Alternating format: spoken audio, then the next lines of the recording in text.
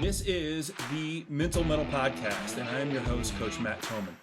I'm a former athlete, teacher, coach, and athletic director that switched careers after surviving cancer and a stroke in the fall of 2020. But I'm also a dad of a son and a daughter that were successful high school athletes that went on to college. Now I use that experience along with my ICF coaching certification when helping teams, coaches, and athletes from all over the country. Each week, I will pose a specific question that will help coaches of all types better understand mental toughness. In the Mettle podcast, coaches will learn to help their athletes overcome adversity without being the adversity they need to overcome. And welcome to the Mettle podcast.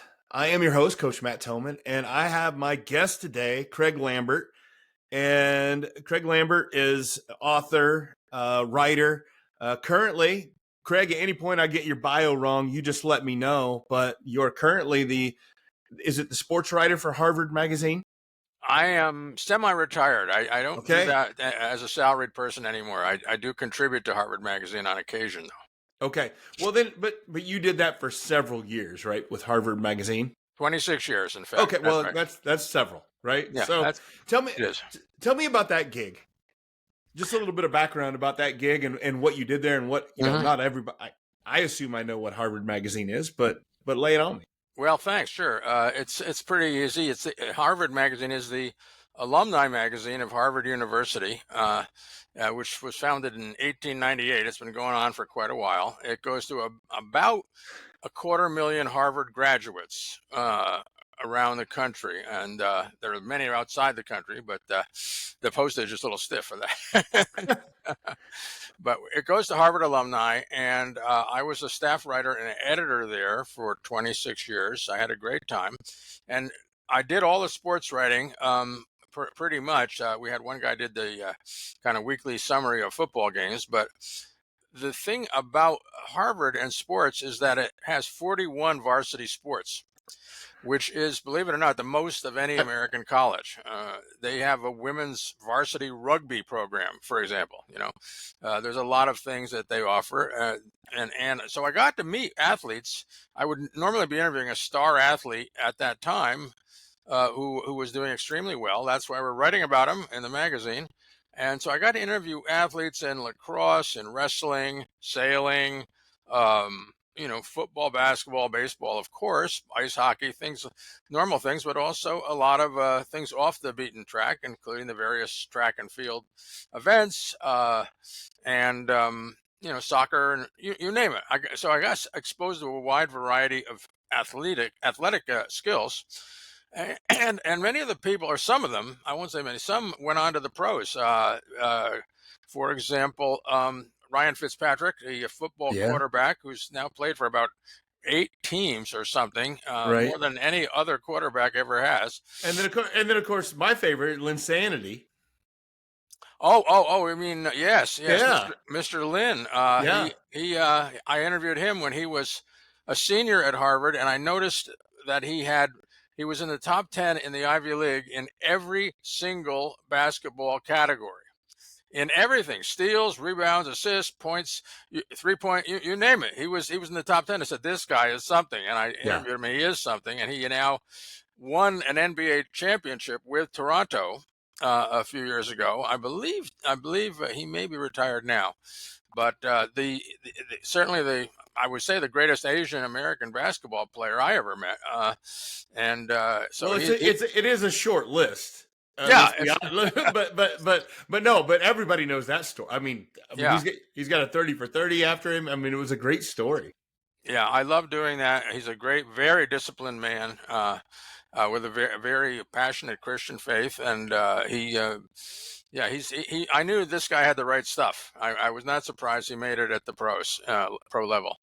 So I've been privileged, and the other people that weren't pros were NCAA, varsity Division I athletes So I got to learn a lot about, various common elements in sports, things like how, to a lot of fans think that it's all about talent. Oh, you're born with a lot of talent. Mhm. Well, it helps to have some talent, but frankly, it's a tiny factor compared to work ethic and commitment and the way people apply themselves. The Boston Celtics had this great three-point shooter named Ray Allen Mhm. years ago, and a sports writer asked him one time, "Well, Ray, you came out of the womb shooting three-pointers, right? You were always just gifted at this." And he shakes his head. He says, "No, no, no. Why don't you pay attention to the fact that I'm shooting 400 shots every day? Yeah. I'm the last person to leave practice, and that's what made me a good three-point shooter. It is not talent. Is not the. It's nice to have it. It's better to have more than less, but it's not as big a factor as so many other things. Oh, I think that it's a cop out for a lot of people to say, oh well, I just don't make it because I don't have the talent, because it's a genetic thing, and it's like, well, it's if I don't have it, I can't make it. No, I think there's a if we're talking about being a professional athlete, there's a prerequisite, right? That Yeah, you have to have, like, there's the genetics, like we can look at and we can go down the Olympics, and they can tell, like, by a body size and a body shape and all this, and basically say, well, we know what athlete you are, right? Just based on your, yeah, yeah. So, hmm so there's right. part of that, but there's plenty of people that fit those molds genetically that don't make it.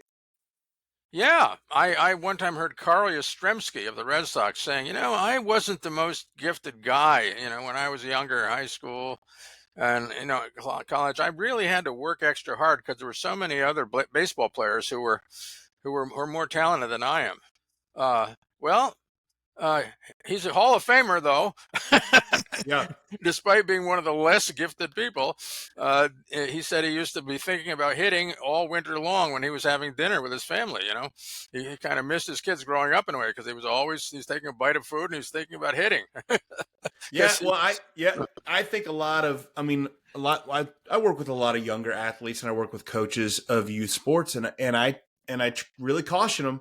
Everybody gets really excited about this natural gifted athlete that is 13 or 14 years old, and I'm like, that's a detriment too, because everything's easy for them. And if yes, everything's easy for them, you don't work as hard. It's just it's a natural thing. yeah. So Well, you I don't think have that, to. You can because you get don't away have with it. to, right? There's a legendary former world number one tennis player from Romania named Ilie Nastase, who Mm-hmm. was at the top of his game in the 1970s. And an awful lot of sophisticated observers of tennis would say Nastase was the most talented man ever to play on the men's tour. But he had that very trap you're speaking of because he was so talented. He didn't need to work very hard to develop the talent he had, and Yeah. he did fine. He won majors. He was number one for a little while there, but frankly, he could have been even a lot better than he was if he had been willing to work as hard to develop his talent as other people were doing. Instead, he was partying hard and probably may not regret it. Well, But I mean, yeah, I guess, and that's part of it. We often look at it and say, well, we look at somebody who doesn't use all their genetic gifts or all their athletic talent and be like, and we might say something like, oh, what a waste. That's yeah, fair. But we also we're skewed in that perspective from our, the American culture and sports. It's like to say yeah. that, but if somebody doesn't want to do it, it's not like it's a waste either. It has to be something you really want to do. Yeah, otherwise you're cheating yourself, really. And Yeah. there are those who I want a balanced life. They will Yeah. say I have other fish to fry besides sports or besides my career, whatever it may be. Yeah. The people that rise to the top of a professional athlete's pyramid typically are obsessed Oh, with their performance and their career. absolutely. I think that, yeah, I mean, work-life balance sometimes gets out of whack whenever you're chasing greatness. There's no doubt about it. Yeah, Um, so true. yeah. So talk to me about, what's your background in athletics? How'd you get into this? Do you have some athletic Yeah. background? I do, yeah. I grew up in an earlier era, which I was a typical kid in the 50s and 60s who played all kinds of sports, except ice hockey. But but it was all sandlot. Mm-hmm. It was pickup basketball down at the playground. It was touch football in somebody's backyard. We'd say, all right, our goal will be that big oak tree down there, and your goal will be the boulder behind me over here. And there's the field. And you've got maybe 6 kids, something like that, 6, 7 boys, whatever, 8 boys. And you play with those rules that you made up. There's no adults anywhere near. And there's no zebras blowing a whistle about any infractions or making decisions. So that means, when you have vague goal lines like that, a tree and a rock, obviously there will be times there will be disagreement. Did he really get over and score a touchdown or not? Well, the kids have to work it out themselves, because there are no adults calling the plays or calling the results or officiating. And I think this is good for kids. They learn how to resolve conflicts, get along with their peers, move forward, realize we have to move forward with a game. We can't spend the day negotiating this or Right. thrashing this out. So I grew up, I never went out for a team in high school or college. I don't know whether I would have done that or not. I did a lot of bowling as a child. I was in leagues and that, and I was in a recreational country. It was a township sponsored recreational baseball league where I was a catcher for a few years for that team. I loved that. And I was a fan of all sports. And I played a lot too. I rowed. I learned to row. I was a freshman in college at Harvard. I was a coxswain on the crew, and I like to say I had a meteoric career there. I mean, like that, as I couldn't handle the winter as a coxswain. The guys are all practicing indoors in tanks and stuff like that where they simulate current with a diesel motor that pushes the water. But a coxswain has nothing to do but stay there and yell. So that got too boring for me, but I did row later. I picked it up and I rowed a lot. I wrote a book on rowing called Mind Over Water, which the subtitle is Lessons on Life from the Art of Rowing, and based on my own very amateur level experience as an oarsman. Mostly on the Charles River. I traveled around a little more, but I did row the famous head of the Charles Regatta 3 times, which I in my book at one point, I think I said I competed at the lowest end of the highest end of the sport. Right. I finished those events, but I didn't finish very high. That's for sure. But I loved it. And I wrote that book, and I've for 50 plus years now, I've been a tennis player now, and I'm no longer active as a rower, but I am still very active year round as a tennis player, mostly in singles, and a little bit of doubles. And I belong to a club and I still belong to Cambridge Boat Club, so I'm active there. But I love sports, so that is why I gravitated towards writing about sports for Harvard Magazine when I went on the staff there. And I feel I was blessed because I'm talking to a lot of very good athletes, very interesting people, smart, articulate, intelligent athletes who discuss all aspects of sports and things that I got to be introduced to sports and performance in a wide variety of ways that I never would have had the chance for otherwise. And now, go ahead. Do you want to say?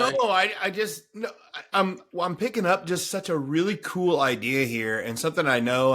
But you're just kind of like eloquently putting it out there, that just the importance of athletics and sports, and you did this as a writer, right? You always talk to the really great athletes, right?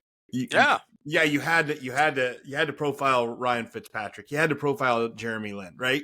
For sure. But I think that there's so much to be learned from the middle of the road athlete, or somebody that just does it because they love it, and talk to them about what they get out of it, because that's where most of us fall, right? For sure. Like, right. we want to hear from the top level athletes. We want to read a book by Phil Jackson or something like that and try to get all this, but we're not Ryan Fitzpatrick. We're not, Phil Jackson. We're not There's so much to be learned. And that's what I love to do on this podcast. And there's so much to be learned from people that do it, that aren't at the very upper echelon of the sport or of their endeavor or whatever it is.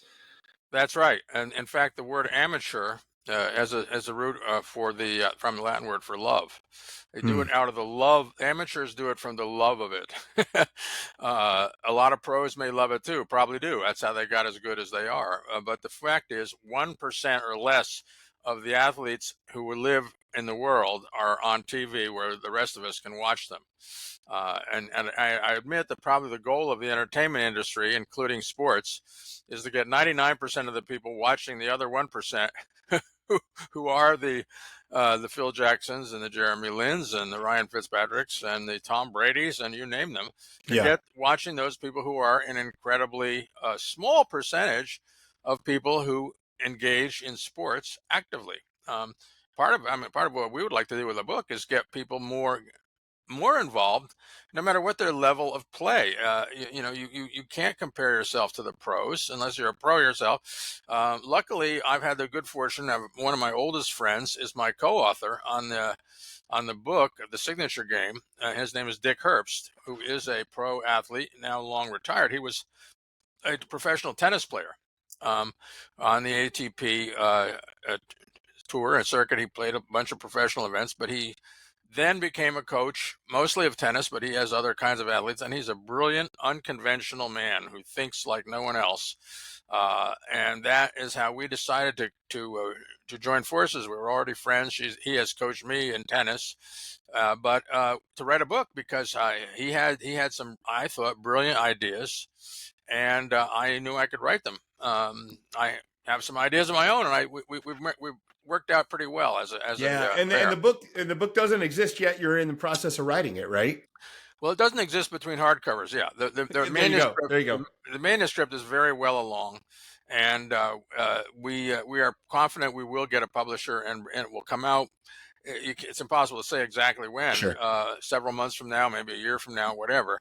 But we do believe, for various reasons, that we'll have a good book, and we'll get a good distribution and marketing of it, but because we have something to say.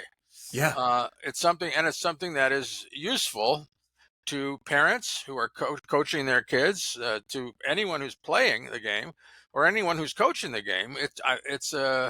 We think it's a useful perspective to bring to things about the idea of a signature game having a personalized style, a way of playing that is yours and yours alone.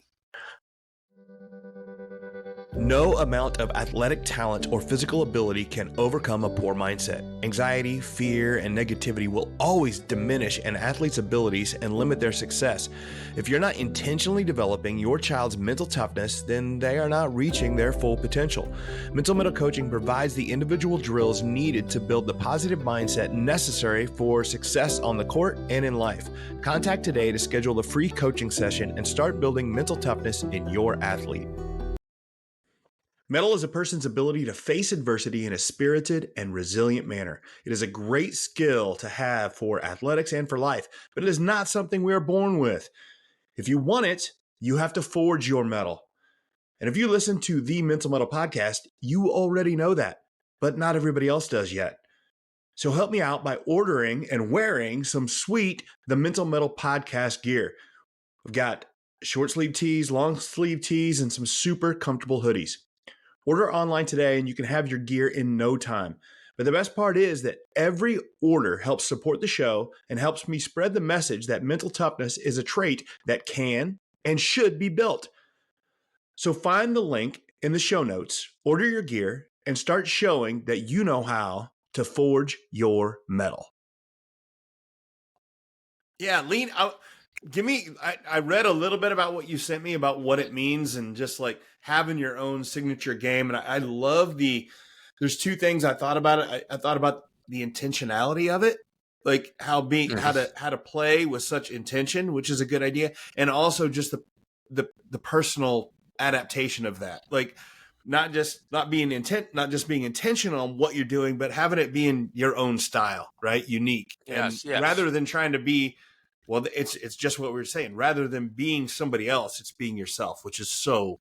I mean, that's what we're all trying to do. We just fail a lot. So, tell me about this whole idea of the signature game.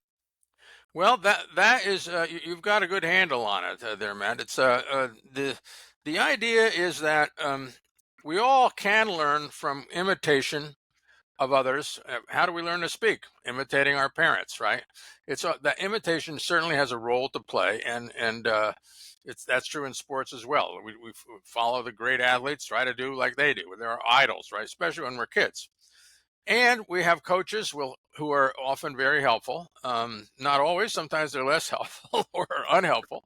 But we have coaches who try to teach us the best way to do things, and that's all good too. But the example I sometimes make comes from the arts. It comes from Michelangelo. All right, Michelangelo had a teacher, right? He did. No one's ever heard of him. Yeah. He's a great artist. He really was a great artist in the Renaissance. But Michelangelo went beyond what his teacher was able to teach him, because Michelangelo had a vision of his own, a personal vision about painting and sculpture that he was going to carry out in his way, and he saw things that no teacher was able to teach him. So he put his signature on the work. And that's a signature is you see a painting in various colors, cubism, all chopped up into different planes. Immediately it's Picasso. Mm-hmm. It's got his signature on it, not because he put the name Picasso, but because you can see his style. He expresses his style. And athletes do the same thing. Bjorn Borg in tennis in the 70s, when he was younger than that, he grew up. He was hitting a two-handed backhand when almost no one else was. He was hitting open stance forehand, and these were heresy at the time. Coaches would tell him, "No, Bjorn, you're a good athlete. You could make it all the way into the pros. Maybe you could even have a shot at Wimbledon, but you can't do it with this open stance forehand. This two-handed backhand. Nobody does that." And he would tell him, "Yeah, okay, I'm going to change. I will change eventually." And he said, though, in one of his books, "But I knew I never would." Yeah. Because it suited him. He made it work for him because it fit his body, his mind, his style, his temperament. He would say he would get compliments sometimes. So somebody would say, "Oh, you hit that forehand up the line. It was only 2 feet inside the baseline. Nice, long, deep forehand shot. That was beautiful, Bjorn." And he'd say, "That was a mistake. If it was 2 feet from the baseline, I missed because I want to keep it safe 6 feet inside the baseline." Because he was to play safe. That was his style. And he killed everybody in the world doing it. 5 Wimbledons in a row, right? Next question. Mm-hmm. So the signature game is a main idea of putting ownership on a game. Doing it your way. Tiger Woods once said there were only 2 players in golf history that ever owned their swings. Ben Hogan and a very obscure guy named Mo Norman, who had a very unique swing. He had all his clubs the same length, and he had a rigid straight arm. I mean, it was a very unusual swing, but it worked for him. He won 55 tournaments in Canada and a lot of big stuff. For different reasons, he didn't make it so much in the PGA Tour, but that really wasn't about his golf. Yeah. Well, I'm saying he owned it. The idea is that you want to own it, and because when you succeed with something that you built yourself, for your game, it's more satisfying when you're able to win with it or just realize it. Yeah, I think I see elements of that in the way that a lot of coaches are trying to develop youth athletes. The 2 areas I'm thinking about are whenever trying with basketball and they're trying to teach kids shooting, just the shooting form and how to do that, right, and how to hit a baseball, right, and that swing. And I think that there have to be non-negotiables, right? Like there's things that, for a basketball, that finish and that follow through, it has to be it. But they really try to take kids and they're basically trying to make basketball robots, right? But if we look at the pros, some of the best shooters in the world, we can see a shadow image of that shooter and just in black and white and be like, oh, well, that's Larry Bird shooting or that's Steph Curry shooting. There's enough differences that we can see that not everybody does it exactly the same. And every kid used to, like, for me, it was that, like baseball, if you remember, Gary Sheffield had that really unique, swing and batting stance. And not everybody has to do it the same. And I love the way you put it. if it's your style and you own it, it builds a confidence in it. Yeah. Yeah. You can under pressure, you kind of fall back on that which you're confident in. Mm-hmm. And that's why you see a lot of people in tennis on a big point, they kind of lapse backwards into an earlier style, a different style that they grew up with or they felt, but it may not be the best style to play against this other person right now. But where is your confidence? What are you confident in? Because that's what you're going to default to when the chips are down. Yeah. So I'm assuming in the book, you and this coach, this guy you work with, I mean, you're trying to figure out how to people to recognize that and lean into it. Yeah, I think there's a lot of we talk a lot about the laboratory, of going out on the football field, the tennis court, or the swimming pool as a laboratory where you run experiments and see what works and what doesn't, and particularly what works for you and what doesn't work for you, even though it might work for 90% of the people in your sport. Because like you say, everybody, the coaching in tennis, they will show you the right way to serve. A coach will say, "Here's the right way to serve a tennis ball." But if you look at the pros, every one of the great players has a different motion for serving. It's none of them. Yeah, there are certain things they have in common. You're right. They're non-negotiable things. You have to throw the ball up higher than your head, probably for one thing. But everybody's got their own style, and they make it succeed for them due to their particular personality and their physiology. So that's how you where the rubber meets the road. One thing about this is a teaching and learning equation. We talk about that in the book a lot, teaching and learning, and that I think we're trying to restate the balance to give the learner more authority and more power over the choices that are being made. Because at the end of the day, the learner does all the learning. Mm-hmm. Yeah, when you're the teacher or the coach, you're in the teaching role. Hopefully, you will also learn some stuff yourself. A good teacher is also a learner, but at the end of the day, the learner does all the learning. So, what does the learner think about this? And in my writings about these coaching in the signature mode, it is not so much a top-down thing of Larissa, do it this way. I'm going to show you the right way to head a soccer ball. Watch this. It's not. It's maybe talking to Larissa first and saying, "Well, Larissa, where you're comfortable, where are you comfortable? How's the footwork? You get how do you feel when you get a high ball that you can put the head on? What works for you? Are you a real good jumper? Are you really good locating yourself underneath it? Things like that. Interview the player to get the backdrop where they're coming from." Because that is a crucial thing in any educational moment, is knowing who you are teaching and what they are bringing to the table, because it's not a blank slate. They have resources, they have talents, they have preferences, they have all kinds of things that are unique to them that they are bringing to the sports field. And as a coach, you would be very well advised to find out what that is. Well, and I think part of that means that and this is what's really hard for a lot of coaches and the people in charge, and it means you have to let go a little bit of your ego, that I know the best way to do this, and this is the best way to do it, period, and I need you all to do it this way. Yeah, well, that's exactly right, and that's how innovation and progress is made. I have a story at the beginning of the book about how the jump shot was invented in basketball. Well, there's more than one. It wasn't just one place, but probably the best regarded story, the most creditable one, is two brothers out in Wyoming around 1932, 33, with a single mother. And one was a superstar. He was a statewide star, big guy, 6'6", something like that, in Wyoming, Depression area, Wyoming. And his brother was a few years younger, and he was a 7th, 8th grader, but he could handle the ball really well. They'd play keep away, and nobody could get the ball away from the younger guy. And they decided they would work one-on-one one summer. They borrowed a leather basketball from the coach, and they nailed a black backboard up on a tree on their farm, and they'd play one-on-one every day. Great. But the younger kid could never get a shot off against his older brother.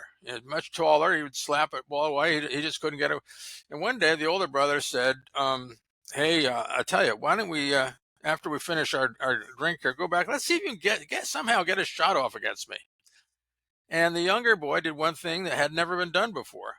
He jumped. He jumped Before he hit released the shot. Yeah. Well, the coaches then said, do not jump any time on the basketball court except for a rebound, and shoot everything two-handed. You're more stable. You've got two hands. Keep your feet on the ground. Two-handed set shot. That's the way to shoot a basketball. And everyone believed it. Yeah. But then Kenny Sailors comes up with the first jump shot, and he leads his Wyoming team to the state championship, and he later had 6-year career in the early NBA. And I'm sure he had plenty of naysayers said that he was ruining the game, right? Yeah. Oh, a lot of people were totally opposed to it. Oh yeah. They thought he didn't know what he was doing. He was doing everything the wrong way. He was defying all the received wisdom of all the coaching and that had built up over basketball was 40 years old or something at that time. And yet that felt right, not against only his older brother, but in general, he made it into his signature move, a jump shot. Yeah, I mean, and like you said, when you talk about the laboratory, his laboratory was an old leather ball and a basket on a tree, right? Yeah. And no coach in sight. No. Nobody's telling him what to do. And it's that and there's all sorts of statistics on this, but lessons learned at play are so much more valuable than lessons taught. Yes. And I think that it leans into the idea of youth sports and how it has to be so dictated when the kids are going to be here and what they're going to do. And they, have to be at this practice and that practice. And there is so much to be said for going back to doing like you said, making the markers and playing some pickup football, pickup basketball, and letting kids be kids. And how much is to be gained from that? Well, that's right. I think another thing that is most important, and I think a lot of people would agree, is that being a multi-sport athlete as a child is very productive for you later on. Roger Federer played basketball. He played badminton. Tennis is something he picked up a little bit later. Sure, it was one of his sports, and he played a lot of soccer. And I'll tell you, that soccer footwork made Roger Federer a much better mover on the tennis court. Same thing with Rafael Nadal. He loved soccer so much that his father made him choose between soccer and tennis when he started high school, because he said his grades would suffer if he tried to play two sports. And he very reluctantly gave up soccer. And the rest is history. But you're so right about this, Matt. Lessons learned at play. The student doesn't have to be strong-armed onto the field when they're playing on their own choice. Play is something we do voluntarily. Yes. There's no law like there is about school that you've got to go to school, Right. And so you're motivated right from the beginning by when you're playing. And this is one of the deeply concerning things about youth sports now. There's this famous survey from a few years ago that indicated that by age 13, 70% of American kids drop out of organized sports. Mm-hmm. Think about that. 70% at the beginning of their teen years say sayonara. We're not going to, I don't want to play organized soccer, baseball, football, whatever, because the number one reason is it's not fun anymore. Yeah. Why is it fun? The adults have moved in and taken over and turned it. What is it? Baseball's a kid's game and the adults just mess it up, right? That's the old saying. And yeah. Fun is what keeps us coming back to anything. It's fun. We enjoy it. It's satisfying. Ted Williams was in 1939 they invented Little League. It was found. The Little League was founded. Ted Williams was a rookie with the Boston Red Sox by that time. He never played a lick of Little League baseball. He grew up in San Diego, and there was a playground a couple blocks from his home, and there was a former minor league pitcher who was the playground supervisor, sort of. And every summer, Ted Williams would play with this guy would pitch, and Ted would hit, and then they'd switch roles, and Ted would just hit 10,000 baseballs a summer. I mean, he just hit and hit and hit and hit, and the kids would shag for him sometimes. You know, they just wanted to look at this tall, skinny guy whop the ball a mile. You know, but see, this made him the greatest hitter in the game. If he had been a Little League guy, I hate to bring it up, but he would have had 4 at bats per game. Yeah. And how many, maybe a couple games a week or something, but he would never have had the experience of hitting so many pitches for summer after summer. That's what made him the colossus he is. Well, and that's one of the things I love to say about the youth athletics. I love youth athletics. I think, and we've talked about, you and I have been talking about how important athletics are, right? For a culture, for our nation, just it's a huge deal. Yes. And I think that by that, youth athletics should be good. And it's something that kids can learn so many lessons from playing sports, you know, facing adversity, learning how to compete, doing all those things. But if you're not doing athletics the right way, if your kid isn't enjoying it at all, and enjoying, but when I mean enjoying the adversity, enjoying actually losing, enjoying realizing that they're not as good as they thought and want to try to get better. If they're not enjoying those things and they're showing up to practice and they, like you said, have lost the love for it and they hate it, then don't do sports. Right? Yeah. If you can't, as a parent, as a coach, if you can't make the situation where your kid is enjoying it, it's a disservice, and you're actually doing more harm than good. Well, that's right. You're going to take the wind out of the sails and the stuffing out of your kid, and they won't be. You don't want to turn sports into a chore. You know, we got to work at it to get better. Well, it sounds good, but gee, you know, work is something different than play. A big factor here, Matt, is what I call the sports industrial complex. This is a term you may have heard before, but that business of sports, say it's youth sports is now a $30 to $40 billion a year business. Amazing. The NFL 2 years ago had an $18.6 billion revenue. It gives you an idea how big this youth sports thing is. And when business comes in, they want to get kids to specialize early, as early as possible, and get them buying cleats and bats for baseball, and of course selling them uniforms and you name it, and to continue in getting as competitive as possible, as young as possible. Yeah. This is the opposite of what we were just talking about with Federer and Nadal and all kinds of athletes. I mean, Jim Brown in football, you know, he's the only person I think who's in 2 halls of fame. He's in the lacrosse hall of fame as well as the NFL. But he loved lacrosse just as much as football. The idea of multiple sports kids, and then they may choose a specialty when they're 13 or 14, like Federer did, and then they're sensational because they have all they've gained from the cross training, the natural cross training of multiple sports, and specializing too young, and also turning everything into a competition does take a lot of the joy out of it. In Norway, they've got a very healthy sports culture, and they're overachieved terrifically. Not only at the Winter Olympics, overachieved meaning the size of the country, how many medals they win. Yes. But they do all right in beach volleyball too. And they have a rule from the National Sports Federation in Norway that says you cannot report any competitive results of anyone under age 12, I believe. Can you imagine? Yeah. Basically, you can't keep score. I mean, or if it was, you can keep score, but if you got to keep quiet about it. You can't put it in the local newspaper or send it into your federation of alpine skiing or anything like that. No can do. And that keeps it a free atmosphere where kids have the oxygen to breathe and enjoy what they're doing. And it makes it a laboratory. Yeah, yeah, Which is what we're trying to get. yeah. You can afford to fail. That's how we Yeah. learn. That's how we learn.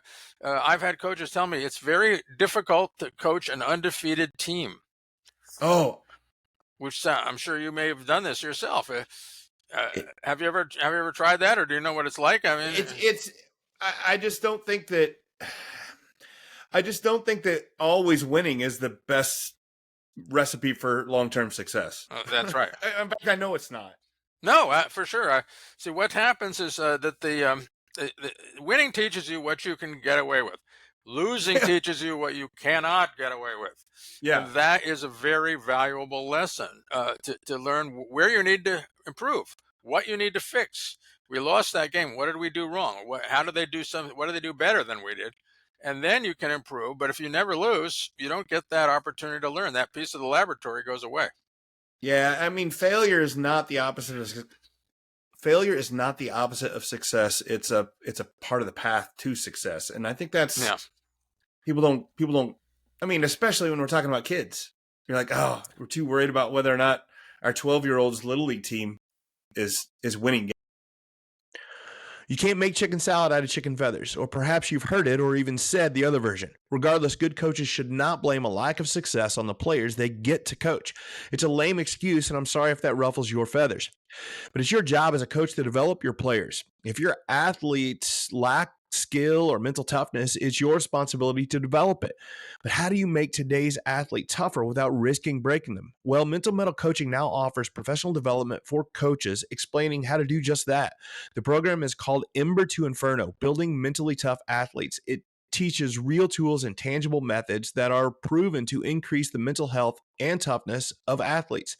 The program is available as an in-person seminar or as virtual small group coaching.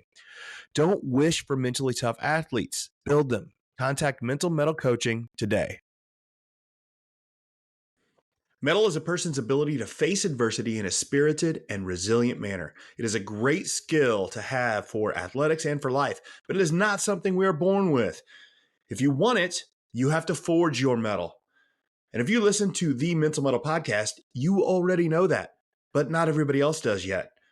So help me out by ordering and wearing some sweet The Mental Mettle podcast gear. We've got short sleeve tees, long sleeve tees, and some super comfortable hoodies. Order online today and you can have your gear in no time. But the best part is that every order helps support the show and helps me spread the message that mental toughness is a trait that can and should be built. So find the link in the show notes, order your gear, and start showing that you know how to forge your mettle. Games. Well, exactly, and also the fact with a lot of organized sports, I'm not against organized sports at all, believe me, but and I'm not either. I don't want to feel like I don't want people to get the wrong idea about us. It's we just have to pump the brakes a little bit. Well, yeah, I think that there needs to be a way to make sure that we don't get so intense about winning, and the parents are just as bad as the coaches. Of course, often they are the coaches, but so intense about winning that we're shutting out people who are, let's say, forced to ride the bench, because you got these little kids, 8, 9 years old, boys and girls, and the coach who's so obsessed with winning, they don't get to play in the game, or at best they'll get some garbage time in the last couple of innings, but they're getting a message that you're not good enough, and they don't have the fun of playing. And believe it or not, playing more, you can get better because you have more innings, more reps, more at bats. You can improve, and at that age, you don't even know who's really good. I mean, no, because the growth spurts make too big of a difference. Yes, right. When I was an athletic director for a junior high, I would talk to my coaches, and the thing I would tell them, I said that like junior high state championships are won by the team with the most mustaches. Period. And they're older. They're slightly older. Because they've grown. The kids that hit the growth spurts earlier, are really, really good. And then I worked at a district that had our junior high and our high school were all connected, and the kids that played, that like started and were the studs for the 8th grade teams in whatever sport, were never the same kids that were the studs and the top athletes by the time they were senior. In 40, Yeah. it's never the same. It's never the same, and there's a whole lot of factors, genetics and puberty and all of those things factor in. But we would look at those. Parents and some coaches would get so excited about an 8th grade team, and we're like, just like there's way too many factors, Well, and you yes. just would. Yeah. Malcolm Gladwell's book, I think it was Outliers. He talked about Yep. how in ice hockey and junior hockey in Canada, people born in January are Yep. very much more successful than those born in December because they're Yeah. the biggest kids. They're 12 months more, 11, 12 months older, even though they're both in 4th grade, right? Yeah. And there's a story I know is a guy I knew years ago named Brad who made his high school basketball team. He made the team, but the coach was so obsessed with winning, he never put Brad in a game. He never got any minutes to actually play interscholastic basketball because the coach didn't consider Brad as good as the starters or even some other people on the bench. And he came to practice faithfully. He was always on, he never cut, but he didn't get in the game. And coach also had a rule that everybody during practice session had to stand up all the time. No sitting down during practice, even when you're not on the floor. Everybody stands up and watches practice standing. Okay. Well, one day Brad got tired of this. He felt like, and he sat down on the bench. And after a couple minutes, the coach notices him and he stops practice. He says, "Hey, Brad, what do you think you're doing?" And Brad says, "Practicing for the game." Well, even the coach had to laugh at that one. Yeah, I mean, how do you not, right? Yeah. Yeah, but I mean, the idea is everybody in these younger ages should get to participate, find out who they are, what they are, and that is more important than winning this game against the crosstown rival or whoever. You want to win, you want to do as well as you can, but these kids are getting a message that is discouraging, frankly, if the door isn't only welcoming them onto the court or the field to play. I just think that's a very important thing that we shouldn't overlook. I agree. It's finding the mix because I don't want to get the idea that like winning breeds confidence too, right? So we got to have a mix somehow. And I think that's the problem. I don't want to sit here like you and I, like we know all the answers and just do it that way, but because you got to there has to be in competition, we have to have some wins, right? Sure. To be able to want to keep doing it. But it's a mix, and that's what makes it for a fun and interesting discussion.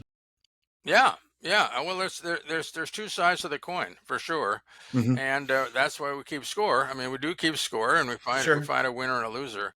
And ultimately, I had my good friend Dave Fish, who was the Harvard varsity men's tennis coach for 42 years. He said one time, a college coach never knows how well they have done for 20 years. Yeah. Because after college, you see, how did your athletes do in life? What kind of contribution did they make? How are their careers? How are their family lives? How are they contributing to the community? Then you find out, how do they turn out? You can't take all the credit, but you can take a little of the credit and say, well, this guy may have learned a few things on my tennis team, and he took that forward into the rest of the world. Yeah, I agree. It's an old John Wooden, I think, would say that too. And yeah, but the problem is it's 20 years down the road, and there's a lot of variables, so it's hard to know. Sure.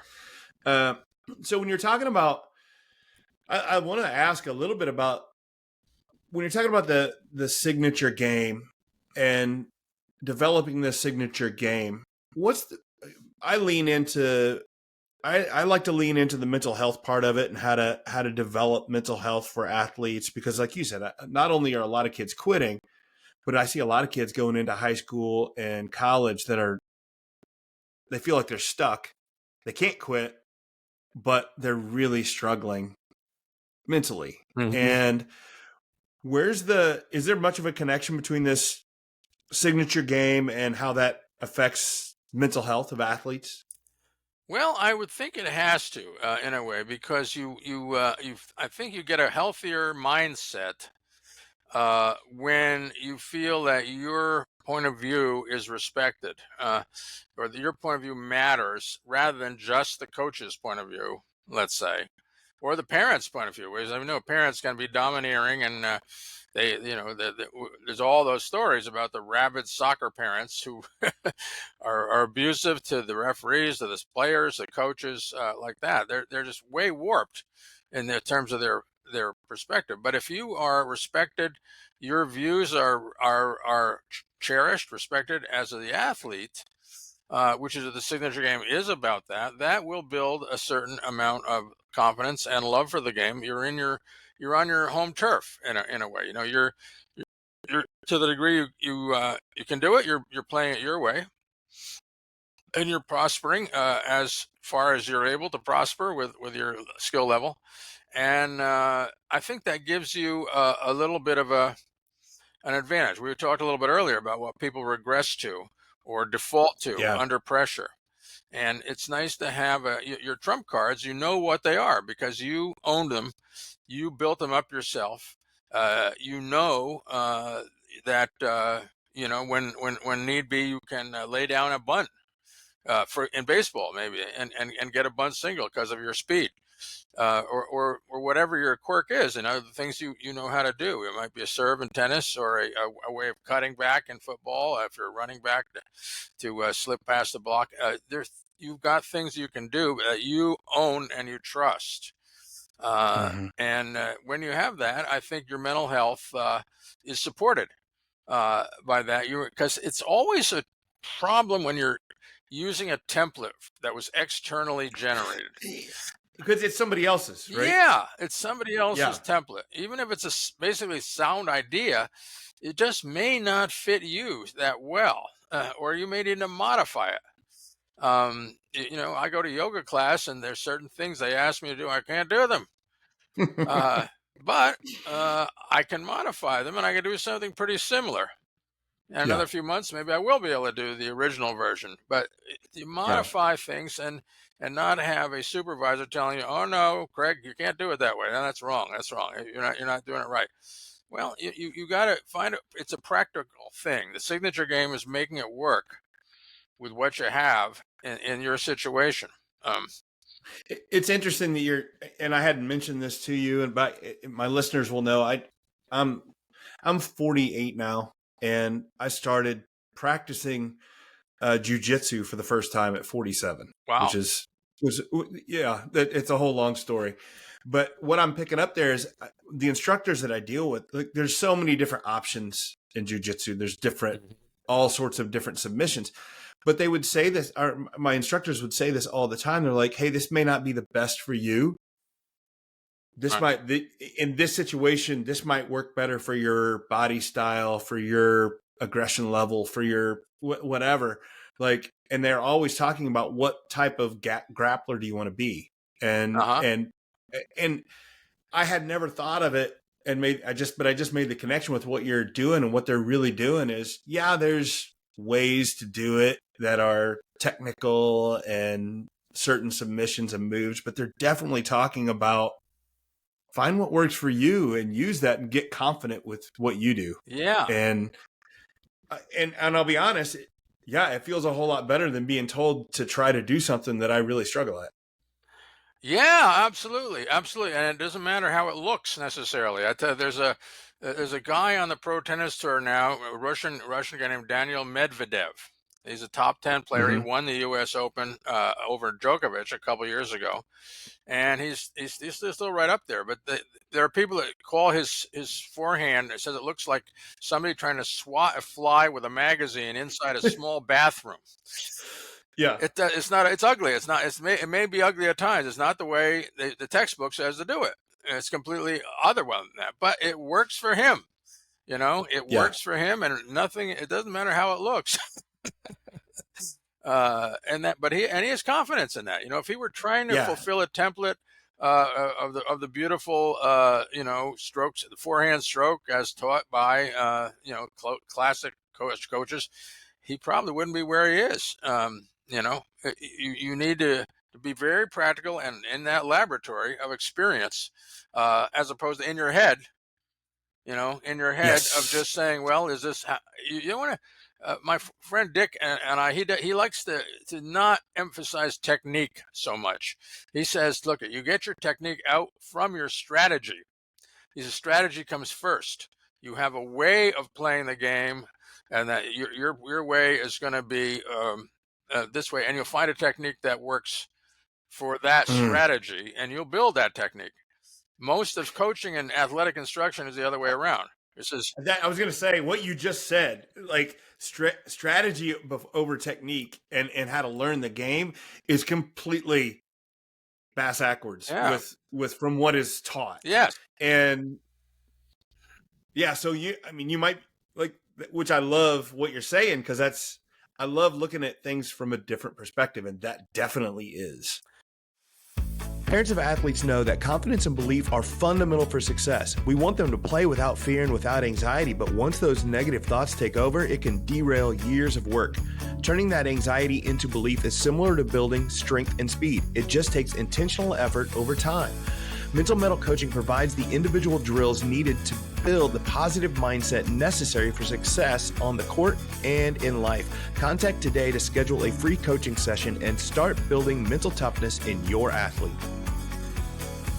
Yeah, it is. And we in this book, we hope to turn the world upside down. I mean, the top-down method is we're going to replace by a bottom-up method. The grassroots, the player, the learner, the beginner, the whatever, bringing what they have to the table and working with them from that point, and including not worrying so much about installing a standard technique in them as finding out who they are and what they can do, and then we'll build a technique that suits your body and your approach to the game. I watched a squash match years ago at Harvard. There was a guy named Tal Ben-Shakar who was a Harvard undergraduate, and he was originally from Israel and very successful in squash. And the first time I saw him play, he was playing someone I'm watching from the gallery, and it was clear to me, the squash was he was playing a best of 5 match, best 3 games out of 5. And it was clear to me in that first game, he didn't care whether he won a point or not, nor even if he won the game or not. All he wanted were long rallies, because Tal was extremely aerobically fit. He used to run 60 miles a week at one point. His aerobic fitness was beyond anybody else's. So he just wanted to wear out the other person. And he wanted a game that was decided by 15-13 and very long rallies. He just kept the ball in play.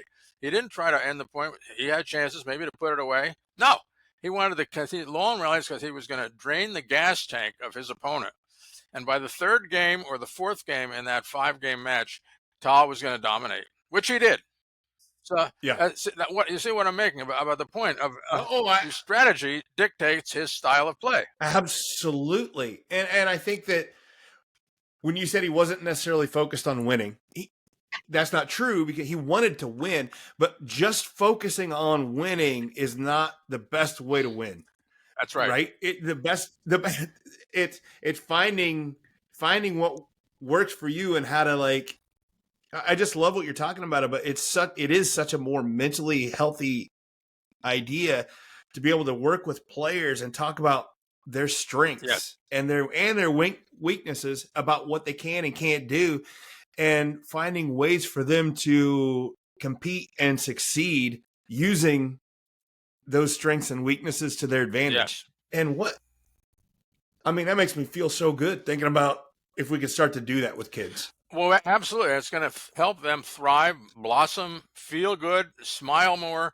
I mean, Tal, by the way, he became a national champion in squash. He was the U.S. champion at least once or twice as an undergraduate. So he did win. He beat everybody there was in the college game at that time. But to win the first game for him with his kind of outlook, it would be like, my goal is to be ahead after the first quarter of the basketball game. Game one, it's just game one. We know we're going to play 3, 4, 5 games, and game one is the game where I start to wear you out. So all the more power to him. You do, and he was using what was unique to him, which was his aerobic conditioning. His endurance was going to win the match, and by God, it did. I mean, it's just such a good idea. And I love how you're putting it to words, and I can't wait to read the book. I'm excited about it, and I'm hope it works well. And we're running short here on time, Craig. So last question I always ask: what did I not ask you that I should have? Oh, well, that's a very good question. I thought you covered the map pretty well. What else could we talk about? Uh, right offhand, I don't think I have an answer for that one because There you go. Well, then you've there we asked the go. right questions, right? Then well, there you go. Then you feel happy with the interview, and we're good to go. It was a good conversation, an excellent dialogue. I Yeah. appreciate it, Matt. Really, you are a real student of athletics and sports, and you care about what works for the players and the coaches, and it all comes through. So I wish you every success going forward, and hope we will get to continue our connection as the book comes out, and we'd like to roll it out for the world to pick up and enjoy. I appreciate it. I appreciate the kind words. I can't wait for the book to come out. Keep me updated. I'd love to keep in touch, and once it does come on, we'll come back on and have another conversation. Sounds good to me. Excellent. All right. Awesome. Thank you, Craig. I sure appreciate Amen. it. Thanks very much, Matt. You bet. Mettle is a person's ability to face adversity in a spirited and resilient manner. It is a great skill to have for athletics and for life, but it is not something we are born with. If you want it, you have to forge your mettle. And if you listen to the Mental Mettle podcast, you already know that, but not everybody else does yet. So help me out by ordering and wearing some sweet The Mental Mettle podcast gear. We've got short sleeve tees, long sleeve tees, and some super comfortable hoodies. Order online today and you can have your gear in no time. But the best part is that every order helps support the show and helps me spread the message that mental toughness is a trait that can and should be built. So find the link in the show notes, order your gear, and start showing that you know how to forge your mettle. So here's the big mystery to me is, as older guys and coaches and people that have been through it. Okay. So we've grown up in athletics, men and women. We've done things our way, and we tend to look back at some of the ways we did things. We love to say things like, well, back in my day, we did this and we did this. And you heard this in the podcast with Craig. I mean, he's a little older than me, and he's talking about doing it when they were kids and doing sandlot playing and stuff like that. And then, but also I know that when I grew up, we did a whole lot more growing up. It was just like, I went to basketball practices and baseball practices, but we did so much. I grew up on a farm and we had a basketball hoop, and man, we just played games of 21 and horse, and made up rules with ghost runners playing baseball. And I'm not kidding. I can remember as a kid playing hockey. I didn't play hockey or anything, but I can remember playing hockey on a frozen pond with makeshift sticks. And I'm not making this up. We used, I'm pretty sure it was a frozen cow turd for a hockey puck, and sliding around in boots, making games. Maybe even 6 or 8 of us playing a hockey game. And just, it's a memory I have of mine. And I didn't go in to play hockey or anything like that, but I can remember playing a whole lot of games of one-on-one, 2-on-2, again, 21, and doing all this stuff. And I look at it so fondly as, for me, learning how to play sports, winning, losing, and just having fun with it. And a lot of us coaches are able to look back at something like that and say, oh yeah, I did this. And me and these buddies always used to get together and play this. Or we used to play games of basketball at lunchtime, and there was nobody officiating it. And we just went and played, and we figured it out, and we just had fun. And we all look back of us that are coaching, and we look fondly at those, and we can probably even start to pick up lessons we pick from that. But then I guess my problem is we're the ones in charge now. And the sports model now is so much different in that less of that happens and more of it's dictated with how it has to be done, and it has to be done this way. And I know it's not one person doing it, but it's somewhat of a collective effort. And I put myself in that. I'm not just blaming you, but I think as a whole, we've at least allowed it to happen. And kids are more likely to spend more, like if they're playing a sport, it has to be organized.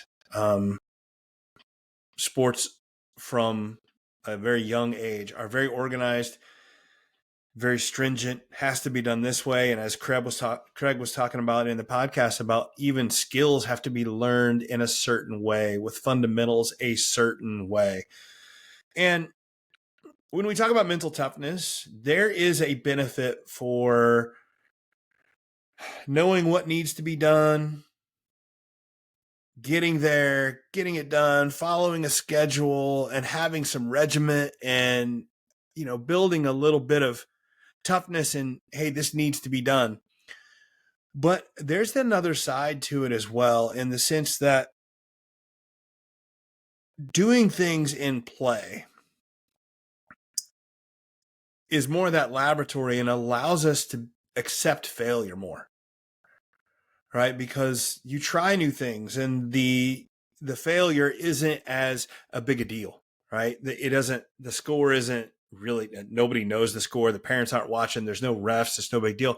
You try things, and if you get beat, oh, well, you get beat, right? Maybe your buddies gives you a hard time, or says he beats you that day, or whatever. But you can come back and do it the next day, or the next play, or, you know, the next game then that's about to start in another minute after you go get a juice box, right? It allows us to accept failure. And I mentioned some research in there when I was talking with Craig, and I started to look for it and to find it because I've read some stuff, but I started to Google, and I'm just going to tell you, like, it's not the research, it's all the research that talks about from birth up through adults. The benefit of learning through play is enormous, and learning where there aren't consequences, and learning to just do things for fun. It is extremely useful actually to help develop mental toughness, because, and this feels weird, but if we accept those failures, if we practice things and fail, we start to learn the idea that failure is how we get better. And if you can start to understand that, you actually become more resilient, because you don't see failure as such this failure, right? You don't see a loss as such as this failure that is going to be the end of the world. It's just another failure, and I'm going to keep going. And I think that's partly what we're missing with youth sports now, is that playtime and that goof off time. It needs to happen. And I know there's a mix between having fun and actually getting after it. And there's a trying to find the right balance between not caring if you win and trying to win, because we want to be able to do some of both. But I do think that those of us that are in charge now, that are leading youth athletics, we have to buck the system a little bit. And we have to be less worried about everything has to be done a certain way. Everything has to be done with so stringent of an idea. And I'm a big guy on intention. Like, if I tell athletes all the time, if you go into practice, I want you to go in with intention and working on something. And that's all good things. But then there has to be times where there's none of that. That it's just going and having fun. And if that means that you have to develop a practice that is not a practice, then so be it. Right? I know it's easy for us adults to say, well, if kids would just get together and not be on their phones, not be on their computers, or not be on their PlayStations or whatever, and just do this on their own, then it would fix this problem. That's fine. You can say that, but it's probably not going to happen. So it might actually mean that you have to add some playtime into your practices. How do we make it fun with no consequences? We're just trying some things, and we don't get bent out of shape whenever something goes wrong, or they try and to learn to shoot a different way, or they're playing baseball and throwing it the way, or trying to hit in a weird way. Let them make mistakes. Let them find the way to do it without consequences. And I think that I don't have all the answers, but I know that those of us that grew up that way, most of us wouldn't trade the world for that. Like, I had so much fun doing those things, playing those games, playing hockey with a frozen cow turd, right? It's a lot of fun. And just learning how to deal with stuff and trying things out is extremely useful for people of all ages. And I'm really excited to read this book coming up. I will definitely let everybody know when Craig's book comes out. It's so cool to have somebody on like him to do that, and I appreciate it. So, and I also appreciate all of you for listening, for enjoying the show. Again, I'll say it and say it and say it. Like and share and comment all you can on the social media stuff I put out there. I genuinely appreciate it. It really helps grow the business and helps share the idea. So I really appreciate that. And that's about it. We're about out of time here. So again, this has been the Mental Mettle Podcast. I've been your host, Coach Matt Thomann, and always remember to forge your metal. Thanks again for listening to the Mental Mettle Podcast, produced by Coraggio Media, sponsored by QuickCut, a video management platform for every level of play, and by Mental Mettle Coaching, helping athletes learn to face adversity in a spirited and resilient way. The Mental Mettle Podcast is created each week to help players develop more mental toughness, and that is something that will help all of us. So help me out and like and share the Mental Mettle Podcast with your friends. Until next time, keep forging your metal.